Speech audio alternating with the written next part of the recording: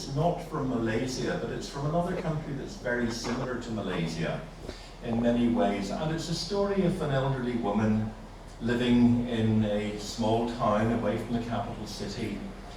And her family were coming back for a family celebration. And her oven broke down. She needed an electrician to fix it. And she went out and she went down to the street and she knew where the electrician was, where the shop was. But when she got there, it was boarded up, closed. And she looked around and there was no other electrician in town. And she asked, and the man in the neighbouring shop said, "Oh yes, what happened to him? He had a stroke. He had a stroke and he's had to close the shop." And of course, the fact that he had a stroke had implications obviously for her and her family who were coming. Where did she needed to go to friends to find another oven to cook for them, but it had repercussions that went far beyond that.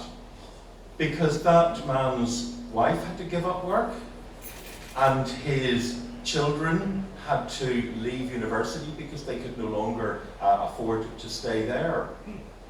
It had implications for people in the town, because now they had to travel much further to find somebody, because the small shops, the small electricians, they were going. We now had the big supermarkets, they were saying, "Well, we're not going to fix your oven. We want you to buy a new one. It's cheaper for us, we would rather you just bought a new one rather than repaired one." And then there was the accountant who did the tax returns for that man, and he was losing money because that was gone. So you can see that as we work through, the impact of that one person having a stroke affected 4, 5, 6, 7, 10, 12 other people. And that was just one person with a stroke. Now, why in this day and age are people having strokes as a result of high blood pressure? When I was a very young child, my parents were general practitioners, doctors in Northern Ireland.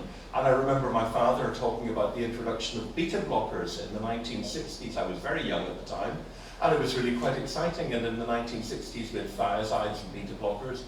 And of course, we'd known how to diagnose blood pressure from a very long time before, from when Laennec invented the stethoscope back in the 1700s. So we've known how to treat high blood pressure for decades. And it's easy to treat. We have safe and effective medicines. And yet, in all countries in the world, we know that we still don't manage to do that. Almost everywhere we see between 40 and 60% of people who have high blood pressure don't even know it. And of those that do know it, a substantial number are not treated. And of those who are treated, a substantial number are not controlled. And that means that in a country like Malaysia, and in fact in Malaysia, high blood pressure is the second most important risk factor for the overall burden of disease. And Malaysia is not unusual in that respect. Now, this is not rocket science. We're not asking countries to build intercontinental ballistic missiles or something like that, and in fact, perhaps like North Korea would rather that they didn't. So we want, but what we do want is, and it's true in high-income countries too, in middle-income countries, this is a universal phenomenon. Some countries are making more progress than others. But the challenge is, why is it that we are failing to do that? And that is what this project is trying to do. Because we have the technical knowledge. What we have difficulty with is the knowledge of implementation. So what are we doing? Well, this work continues a tradition that my colleagues, particularly Dr. Dina Balabanova and I, have been doing for a long time, which has been trying to understand the experience of illness by looking through the eyes of the patient and looking through the eyes of their health workers, the frontline health workers. Because the patients want to be better. They don't want this. The health workers want to provide a good service. But when we look in detail, we find that there are many barriers to doing this. Now, in Malaysia, we have some experience. Professor Yusuf and his team have been heavily involved in what is now the most ambitious and extensive project on cardiovascular disease epidemiology in the world. the prospective urban-rural epidemiology study, and this has already provided very important insights from an academic perspective. It's been extremely successful with papers in the New England Journal, the Lancet, and the Journal of the American Medical Association. But it's also provided much needed new insights on the changing burden of non-communicable disease. And linked to that have been a number of projects, including the HOPE4 project, looking at imaginative new ways of managing hypertension. And that involves Malaysia and Colombia, is recruiting well, and again will provide new insights. And this is yet another project coming out of that stable, out of that collection of studies. So we will be looking at the management of hypertension through the eyes of some of the poorest people in Malaysia. Now, of course, this has been done before. We have well-established techniques, we can do surveys, and we can do interviews, we can do qualitative research, and we will be doing that. We will be doing surveys to understand how hypertension affects people, how they experience it, the challenges that they face when seeking treatment, their understanding of it. Do they realize the dangers that are involved? Do they understand what needs to be done? All of those we will be doing. But we'll also be asking them about the financial impact on them. We will be applying new methods of micro-costing to understand what it means. Even if the drugs are free, even if attendance at a hospital is free or a clinic, people incur costs as a result of all of this, of travel time, of travel getting to places, of time off work. What does it really mean? What is the economic impact? Because as we move forward with non-communicable diseases and we make the case for better action, one of our strongest arguments, not for us as the health community, because for us, better health is a perfectly acceptable objective in its own right, but as we seek to convince others, we need to make the economic argument, which we are doing. And we have done, and that's one of the reasons why the United Nations signed up to the high-level declaration on non-communicable diseases. One of the reasons why non-communicable diseases are in the Sustainable Development Goals. Now, we know from other countries that people who have chronic non-communicable diseases are less productive at work. They spend less time at work, work fewer hours per week, retire more earlier.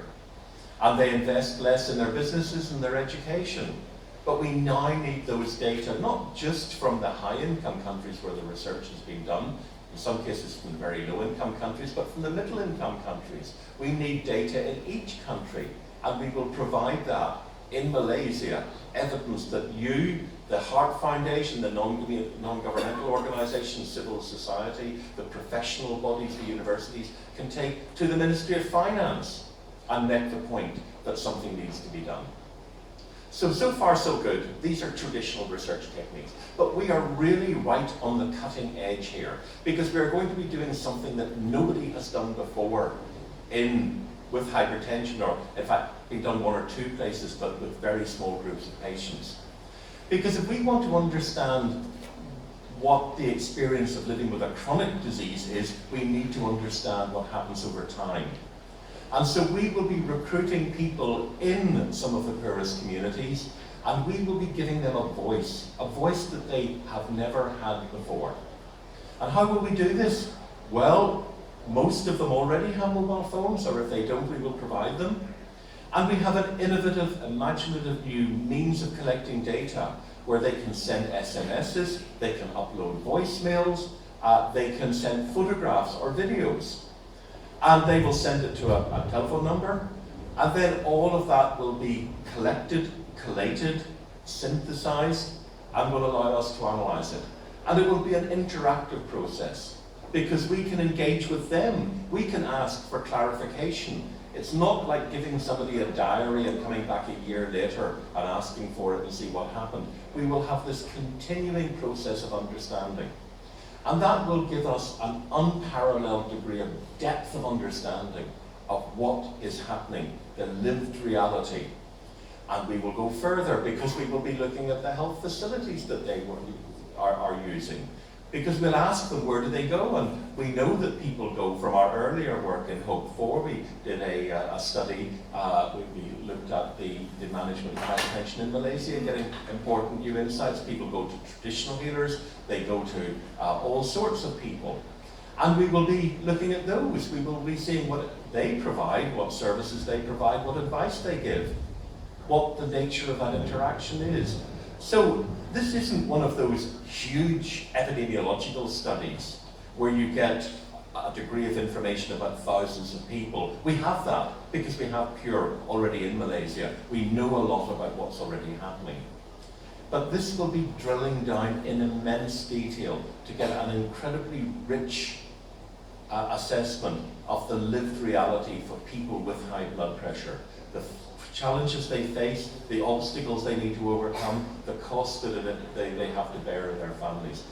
And we already see from our discussions with the research councils in the United Kingdom, from the Wellcome Trust, who funded this project, there is a great deal of excitement. Speaking to colleagues across the world, we'll be talking to colleagues, Professor Youssef and I will be in Canada in early July talking to other colleagues. There is an immense amount of interest in this project already.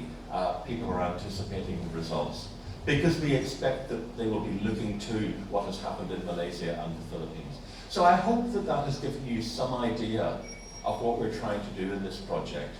We feel that it is incredibly exciting, and we hope that as we move forward, it will not just be the teams, Professor Idris, Professor Youssef and their teams here that will be engaged in this process in Malaysia, because we need all of you.